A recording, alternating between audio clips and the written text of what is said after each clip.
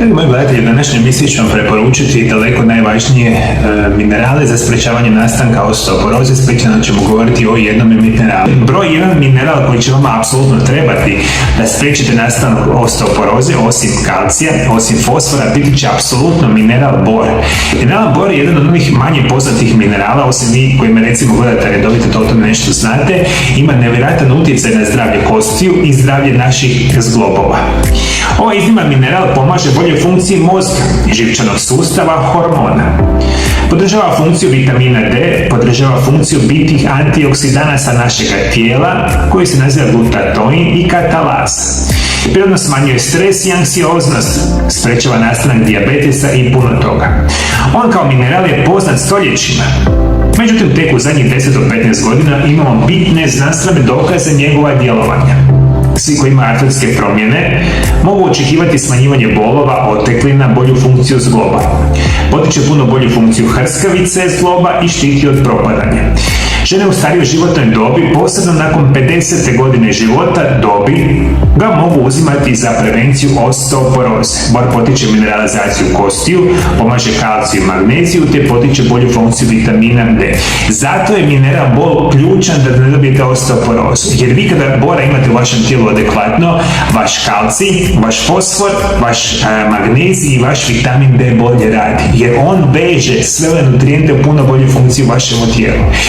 Želim vam preporučiti još nekoliko izvanrednih prirodnih lijekova za osteoporozu. Moja prva preporuka će biti ječmena trava, na latinskom Hordeum vulgare. Ječmena trava je mlada zelena biljka ječman, iznimno bogata klorofilom, kalcijem, magnezijem, cinkom, vitaminom C, K i antioksidansima.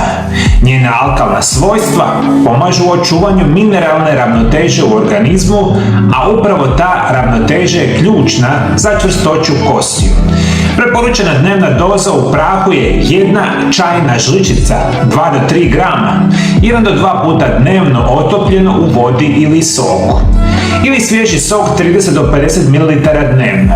Recept: ovo je moj zeleni napitak za kosti. 1 čajna žličica ječmene trava u prahu, 2 decilitra mlade vogle ili svježe iscijeđenog soka od naranče. Promiješajte i pijte ujutro na prazan želudac. Druga preporuka će biti polkrut ili vinobojka na hrvatskom jeziku. Na latinski se naziva Phytolacca americana. Polkrut je biljka iz Sjeverne Amerike poznata po snažnim detoksikacijskom djelovanju, posebno na limfni sustav.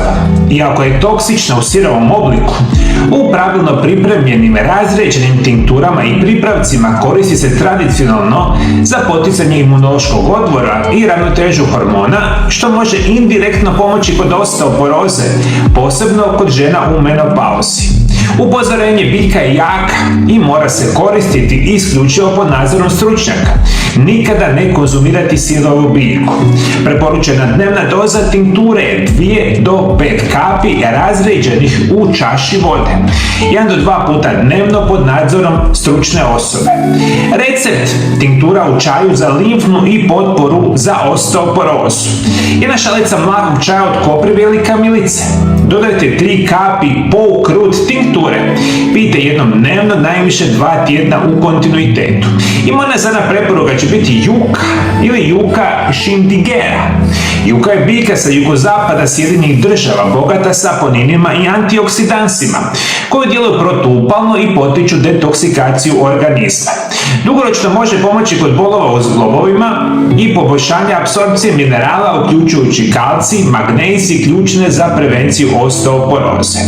Preporučena dnevna doza su kapsule u standardiziranim ekstraktima 500 do 1000 mg dnevno i čaj od sušenog korijena 1 šalica dnevno. Recept od juka korijena: 1 čajna žličica suhog korijena juke, 2,5 decilitra vode. Kuhajte 10 minuta i ostavite još 5 minuta poklopljeno. Procijedite i pijte jednom dnevno.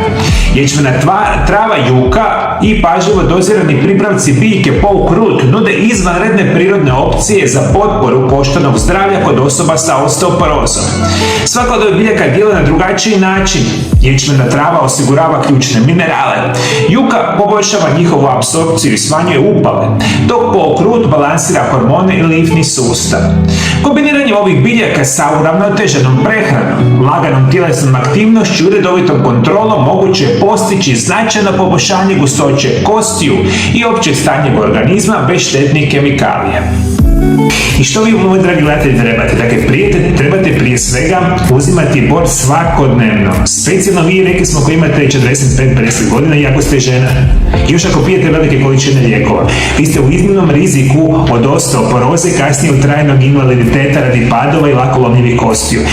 Problem je što mi ovu hranu koju danas jedemo praktično nema ništa bora. I druga najjednostavnija verzija da vi bor unosite u vašemu tijelu zajedno sa kalcijem, magnezijem, fosforom, vitaminom D je uzimanje visoko kvalitetnih dodataka prehrane.